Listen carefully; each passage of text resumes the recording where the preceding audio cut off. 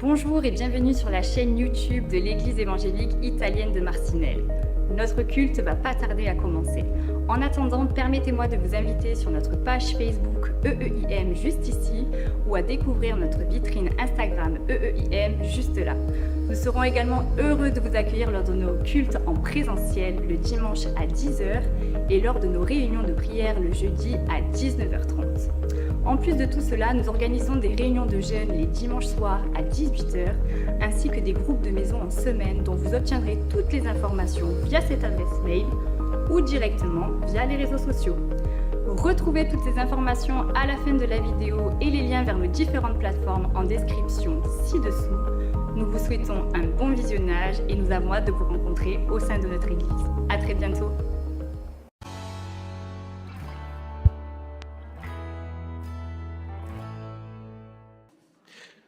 Eric, il a oublié quelque chose. Recevez les salutations du nouveau conseil général, parce que pour moi c'est un poids si je ne le dis pas. On a l'habitude, et après on se salue, on s'embrasse, et tout le monde nous dit saluez votre église, votre congrégation et tout. Et ça a été des jours merveilleux. Des heures et des heures assis à écouter, prier, louer, chanter. Et c'est extraordinaire. L'unité qu'il y a et les langues. Il y a l'anglais, il y a le français, l'Allemagne et tout, on doit le mettre ensemble. Mais Dieu nous a bénis. On a une œuvre extraordinaire. Ce que j'ai pu remarquer, je me permets de dire quelque chose en plus d'Éric. On a une jeunesse extraordinaire. Tous des jeunes pasteurs. Moi, je suis un des plus vieux. Hein? Et voilà, l'œuvre de Dieu continue. On essaye aussi de regrouper les nations. Peut-être qu'un jour, il ne s'appellera plus Église italienne, mais il sera Église internationale du Nord Europe. Vu que les nationalités sont unies, et c'est bien. Parce que jusqu'à maintenant, on a conservé certaines choses, mais maintenant, on doit s'ouvrir à tout le monde. Donc, c'est très important. Mais je ne vais pas prendre trop de temps. Je vais partager avec vous un message. Les cieux des cieux ne peuvent te contenir. Pourquoi ce thème? Je me reposais sur mon fauteuil. Je voulais me reposer, mais le cerveau, il tourne. Hein? Et ce verset, il me tapait. Alors je contemplais la grandeur de Dieu. Et je me sentais si petit en face de ce verset. Donc c'est le texte, c'est 1 Roi 8, 27, que je l'ai devant, et qui nous dit, mais quoi? Dieu habiterait-il véritablement sur la terre? Voici, les cieux et les cieux des cieux ils ne peuvent te contenir. Combien moins cette maison que j'ai bâtie. Il faut connaître un peu l'histoire, surtout pour les nouveaux. C'était Salomon, le troisième roi d'Israël, le fils de David, qui il a écrit ces paroles. Il a écrit dans la circonstance de la dédicace du temple de Jérusalem, qu'à l'époque c'était un des plus merveilles du monde. Un temple extraordinaire, il y avait des richesses, de l'or. Et quand j'étais en Israël, il y avait encore des restes de ce temple. Et alors, il y avait encore des taches d'or sur les pierres. On peut imaginer la splendeur de ce temple.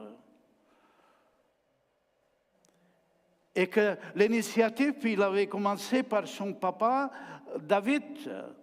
il avait dans le cœur de bâtir ce temple, et Dieu ne lui a pas permis. Tu ne peux pas me construire un temple parce que tu as versé trop de sang dans les combats, dans les batailles. Mais c'est ton fils qui le fera. Entre-temps, David, il a préparé tout le matériel. Ça a été plus facile pour Salomon bâtir ce merveilleux temple qui a duré des années. Et voilà le jour de la dédicace, Salomon avec son peuple. Mais écoutez bien, quand on parle du temple, on parle de tout, même le parvis. Vous comprenez? Ce n'est pas, par exemple, un lieu fermé comme ici, c'est le parvis, tout qui fait partie du temple. Et Salomon, donc, à genoux devant le peuple, et il fait une longue prière. Et je crois que dans certains moments, il réalise, parce que Salomon, ça a été l'homme le plus puissant en sagesse de tous les autres hommes. Pourquoi cette sagesse? Lui, il l'avait demandé et Dieu lui accordait. Mais cette sagesse, il le pousse à découvrir la grandeur de Dieu. Et c'est une révélation. Vous voulez savoir combien il est grand de Dieu? Vous ne le saurez jamais. Parce qu'il est trop grand. Il est trop grand.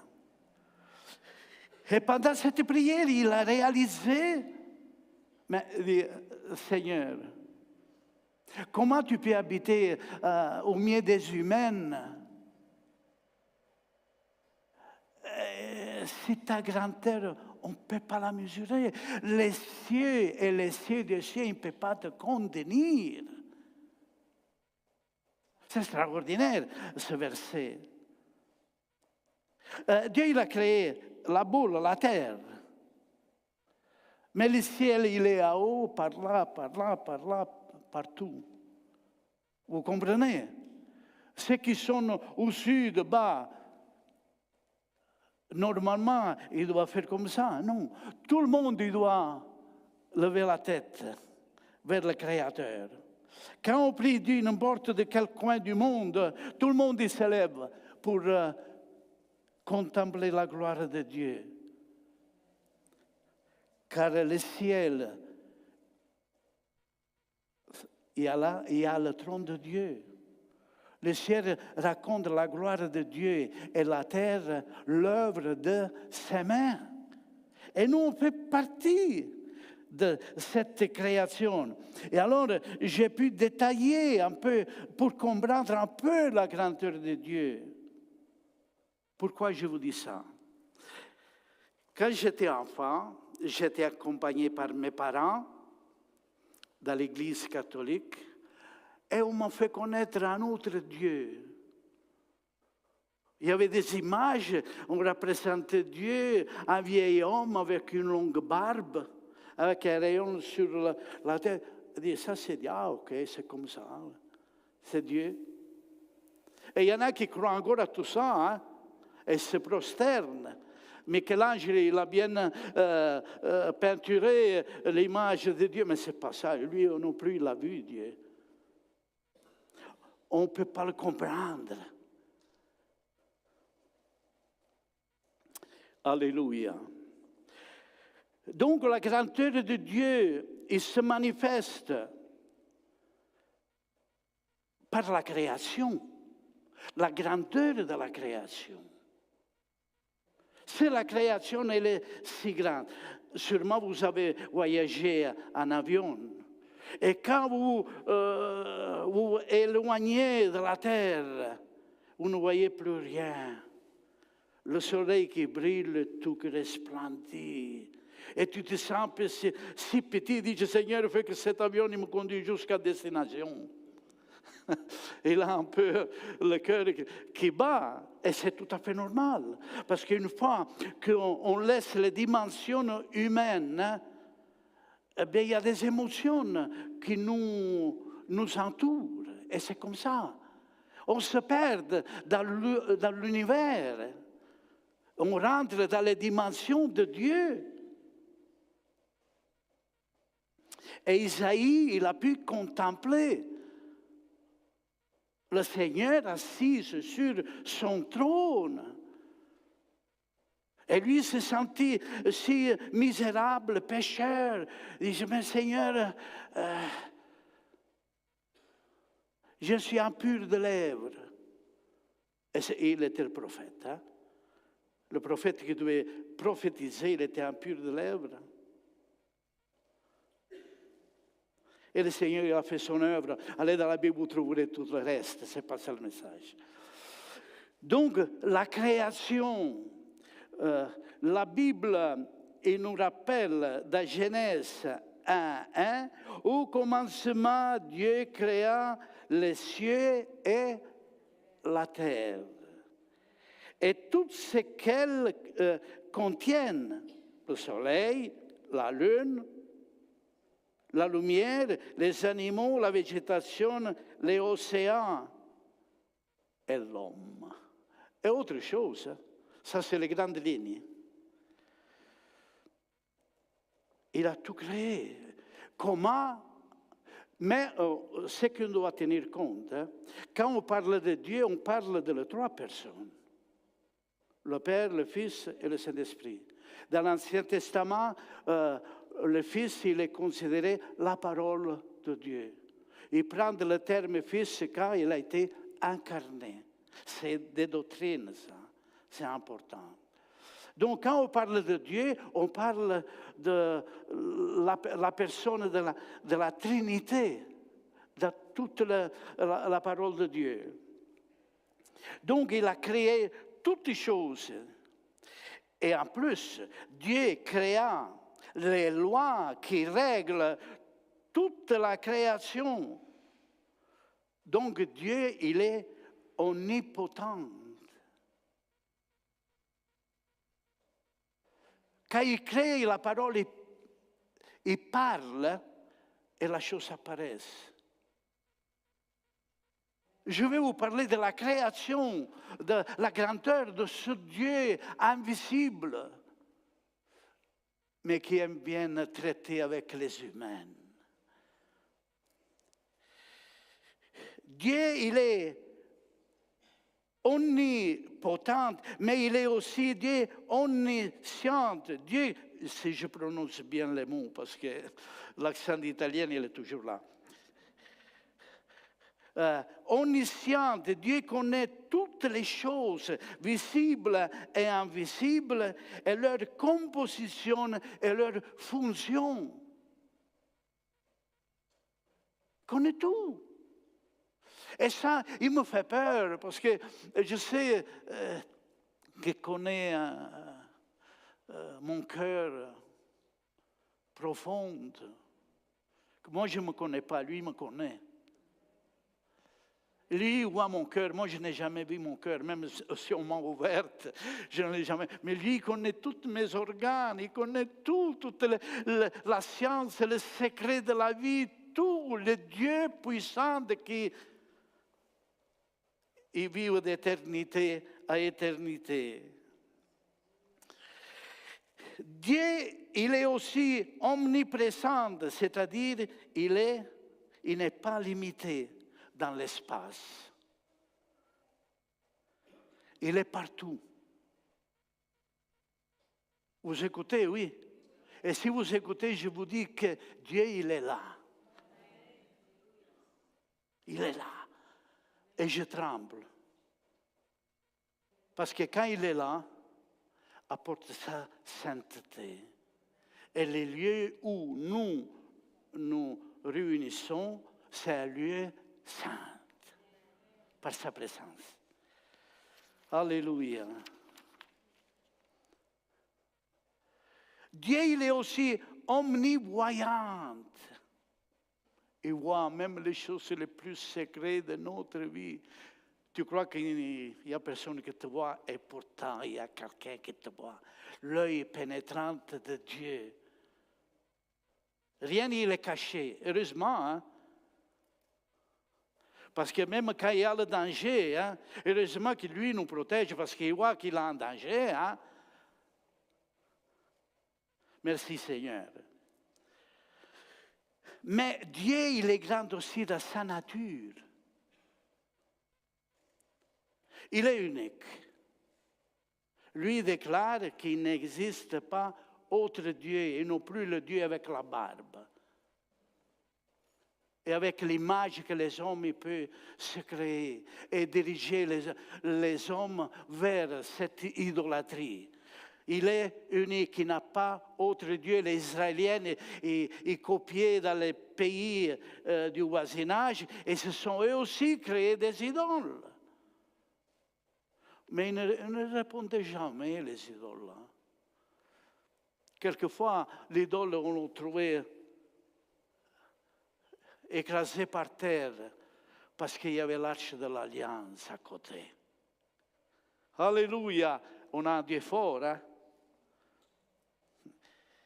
Quand il y a des catastrophes, des vents, des tourbillons, des inondations, on a peur. Hein? Mais tout, il est en dessous du contrôle. Et surtout, le tonnerre. Seigneur, protège-moi. C'est la voix de Dieu qui se manifeste autour de sa création. Donc il est unique, il est saint. Et il nous interpelle en nous disant, soyez saints car je suis saint. Soyons saints. Éliminons tout ce qui peut nous contaminer. Il est plein de miséricorde. Quand il nous regarde, comme nous on regarde nos enfants petits, comme un regard de miséricorde. Ils sont si fragiles, si beaux. Dieu nous regarde comme ça. Même quand nos enfants ils commettent certaines choses qu'ils ne doivent pas faire, on a toujours la tendance de dire, bah, je te pardonne, viens. Hein? On peut imaginer Dieu, qu'il est riche en miséricorde. Il est le législateur, c'est-à-dire celui qui a créé les lois.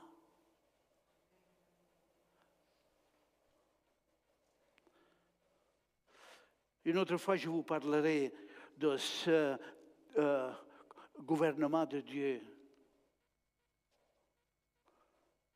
Parce que c'est très important.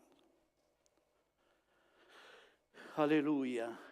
Donc, il est le législateur. Il est le roi. Une fois, on voulait attraper Jésus, un groupe, pour le faire leur roi. Et Jésus, il est parti, il ne voulait pas être roi. Mais quand Pilate il lui a posé la question, mais tu es le roi des Juifs? Je le suis, il a dit Jésus.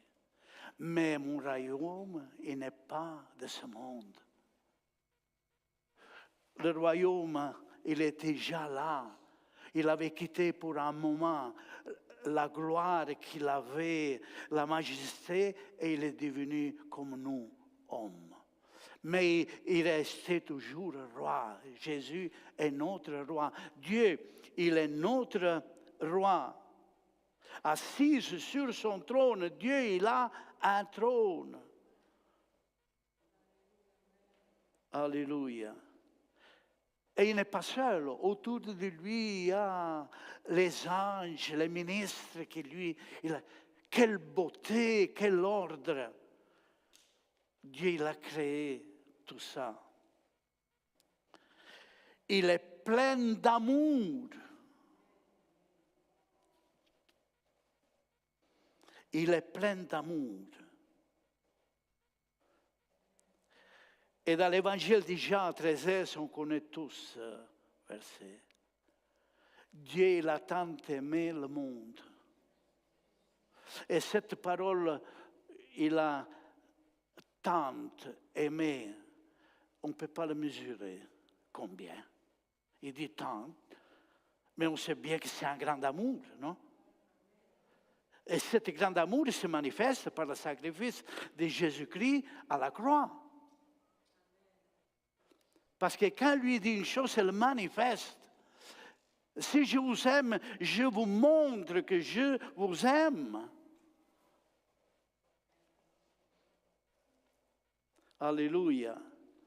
Qu'il a donné son Fils afin que quiconque croit à lui ne meure pas, mais ait la vie éternelle. Il nous a aimés. C'est pour ça que nous, on est tous là aujourd'hui parce qu'on a été aimés, appelés par Dieu, par ce Créateur. Qu'au milieu de tout l'univers, il se rappelle individuellement de chacun de nous. Alléluia. Sois béni ton nom. Il est plein d'amour.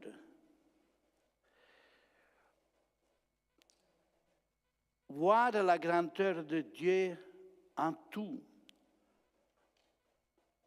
Mais retournons-nous à la question de Salomon, parce que c'était ça le thème. Mais quoi? Dieu habiterait-il véritablement sur la terre? Il se pose une question pendant sa prière. Il réalise la grandeur de Dieu autour de lui. Mais il dit, mais quoi? Dieu il peut habiter dans cette maison. Si le ciel des cieux il ne sait pas le contenir, il habitera ici. Une maison bien garnie, mais il n'avait pas de lit. Parce que Dieu il ne dort, il ne sommeille pas. C'était une maison d'adoration. Mais il ne manquait pas la nourriture. Oui, les sacerdotes avaient le pain et tout, mais surtout le peuple, il se nourrissait de la parole de Dieu. Car Dieu n'a jamais fait manquer du pain à personne. Même dans son temple. Alléluia. Dieu, il peut vraiment habiter sur terre. Alléluia. La révélation de la Bible nous dit que Dieu n'a pas besoin d'une maison. Où on va le mettre? Où on va l'enfermer? D'une petite chapelle, on fait l'image, on le mettra, c'est pas Dieu ça. Il y en a qui le font, hein? Leur Dieu. Ils se prosternent, ils font des sacrifices, tout. Mais Dieu il a donné une ordonnance comment le servir. Qu'est-ce qu'il accepte et qu'est-ce qu'il n'accepte pas. Dieu n'a pas besoin d'une maison. Mais il se plaît à habiter parmi les hommes. Dans un temple d'adoration où le peuple se réunit. Et voilà que Dieu, il habite au milieu de nous. Il ne se fait pas voir. Parce que si Dieu se montrerait comme il est ici, on serait tout mort. C'est la Bible qui le dit. Qui voit Dieu, il meurt. Pourquoi on est d'une nature pécheresse? Et Dieu, il est saint. Il ne peut pas se manifester. Même à Moïse, il a parlé face à face, mais même Moïse, il n'a pas vu, il a vu sa gloire, mais il n'a pas vu le visage de Dieu. Un jour, on le verra, hein? Vous êtes d'accord? Vous avez cette espérance vivante qu'un jour, on verra le Seigneur comme il est. Et dit l'apôtre Paul. Alléluia. Il se révèle encore aujourd'hui parce qu'il ne peut pas abandonner l'humanité. Vous savez pourquoi? Parce que nous, on porte l'empreinte de Dieu On est fait à l'image de Dieu. On a une intelligence, on a une volonté, on a des qualités que Dieu nous a données pour le reconnaître. Et c'est très important. Et si Dieu veut vivre au milieu de nous, et vivre par la puissance de sa parole, que c'est Jésus-Christ. C'est pour ça que nous, la Bible dit, recevez Christ dans vos cœurs. Recevant Christ dans vos cœurs, vous recevez le Saint-Esprit et vous recevez le Dieu tout-puissant. Parce qu'ils sont toujours ensemble. Alléluia. La semaine prochaine, c'est le jour de la Pentecôte. Le monde, au moins catholique ou protestant, il fête, il se rappelle de ce jour où Dieu, il est venu habiter au cœur de l'homme, dans sa plénitude. Jésus l'avait dit, il avait prononcé, dit, je ne vous laisserai pas seul. Je reviendrai. Entre-temps, j'enverrai le Saint-Esprit qui habitera en vous. Alléluia. Et qu'il appelait le baptême de l'Esprit. Jean-Baptiste, il avait dit aussi, moi je vous baptise dans l'eau. Je vous plonge dans l'eau. Mais celui qui vient après moi, il vous baptisera avec le Saint-Esprit et le feu. On a besoin du feu de l'Esprit qui éclaire notre vie et qui brûle nos péchés. Alléluia. Et alors il a une promesse extraordinaire sur ça. Acte 2, 39, il est écrit, car la promesse, c'est la promesse du Saint-Esprit, car la promesse est pour vous, pour vos enfants et pour tous ceux qui sont au loin, aussi grand nombre que le Seigneur notre Dieu les appellera. Nous, on a été appelés maintenant et la promesse, c'est pour nous aussi. Ce n'est pas une simple bénédiction. C'est que Dieu vienne habiter dans notre cœur et pour diriger notre vie vers une vie de sanctification et de rédemption. Alléluia.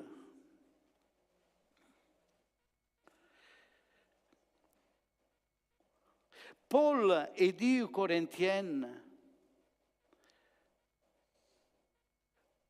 les croyants disant, c'est 1 Corinthiens 3,16. Ne savez-vous pas que vous êtes le temple de Dieu? Quel honneur! Ne savez-vous pas que vous êtes le temple de Dieu et que l'Esprit de Dieu, il habite en vous, en moi et en vous? C'est de la réalité biblique révélée, frères et sœurs. On doit seulement le croire. Que la chose, c'est comme ça. Parce que Dieu ne peut pas mentir. Il ne dit pas de mensonge, Dieu. Ses déclarations, c'est oui et amen. Alléluia. Mais je vais vous lire.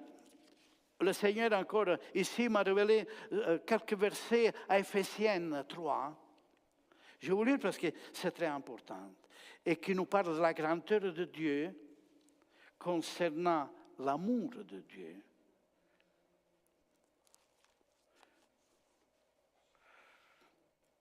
Éphésiens chapitre 3 et verset 17. En sorte que Christ habite dans vos cœurs par la foi. Et si Christ habite en nous par la foi, c'est Dieu même, c'est le Saint-Esprit qui habite en nous par la foi. Afin qu'étant enracinés et fondés dans l'amour, vous puissiez comprendre avec toutes les saintes quelle est la largeur, la longueur, la profondeur et la hauteur et connaître l'amour de Christ qui surpasse toute connaissance, en sorte que vous soyez remplis jusqu'à tout la plénitude de Dieu. Alors Dieu peut habiter sur terre. Il a un lieu, accueille-le dans ton cœur. Dieu peut habiter sur terre, même s'il est si grand. Lui, il sait comment faire. Hein? Ce n'est pas mon problème. Hein? La Bible me dit que moi, je peux habiter Dieu. Seigneur, il vient habiter dans mon cœur. Et je ne vais pas savoir plus. Hein? Même si Dieu voudrait me l'expliquer, je n'arrive pas à le comprendre. Parce qu'il n'a pas été révélé. Donc, je vais vers la conclusion. Hein? C'est trop long, non? C'est moyen. Hein? Alléluia. Dieu, il est tellement grand que les cieux des cieux ne peuvent pas le contenir. Mais le cœur de l'homme régénéré peut le contenir. Nous, on ne doit pas faire comme Samson. Samson, il avait l'onction de l'esprit sur lui, qui lui donnait beaucoup de force, mais l'intérieur, dans le cœur, il était vide. Il aimait les femmes. Dieu l'avait choisi pour libérer le peuple. Et il y a la différence dans l'influence de l'esprit sur nous et que l'esprit il habite en nous. Le Seigneur il déclare qu'il donnera un cœur nouveau, un cœur propre, un cœur qui peut habiter la sainteté de Dieu par l'Esprit Saint. Alléluia. Mais il doit être un cœur régénéré de la nouvelle naissance. Qu'après ce nettoyage dans notre cœur, c'est lui qui va le faire. Nous, on ne peut pas le faire. On ne peut pas faire ça. Nous, on peut seulement obéir. Si le Seigneur dit, ça c'est pas bon, ça c'est pas bon. Il t'averte, hein? Alors c'est à nous, dit Seigneur, moi je n'ai pas de force. Mais il promet que nous, on n'est pas tentés au-dessus de notre force. Si on tombe, c'est parce qu'on a mis notre petite bonne volonté. Et on tombe dans les pièges. Alléluia. Priez pour recevoir le don de l'esprit. Il fait un nettoyage exceptionnel. Parce que Dieu, la colombe, il ne se pose pas sur des lieux sales. Ça, c'est la nature des pigeons, des colombes. Ils cherchent toujours les lieux propres. Et le Saint-Esprit, il ne le fait pas si nous, on n'a pas une consacration. On doit le laisser travailler dans notre vie. Sensible. Seigneur, ça doit être notre vie. Seigneur, rende-moi sensible à la voix de l'Esprit. Parce que je vais t'appartenir entièrement, sans réserve. Alléluia. Il a une action sur nous pour accomplir notre rachat. On n'est que des humains, frères et sœurs. Mais vu que l'amour de Dieu il est si grand, et ce n'est pas l'amour, moi j'aime, hein? Mais quelquefois je n'aime pas. Pourquoi c'est l'amour humain? Ceux qui se lancent certainement, je t'aime à la folie, oh, moi. Et le jour après, c'est pas de l'amour ça.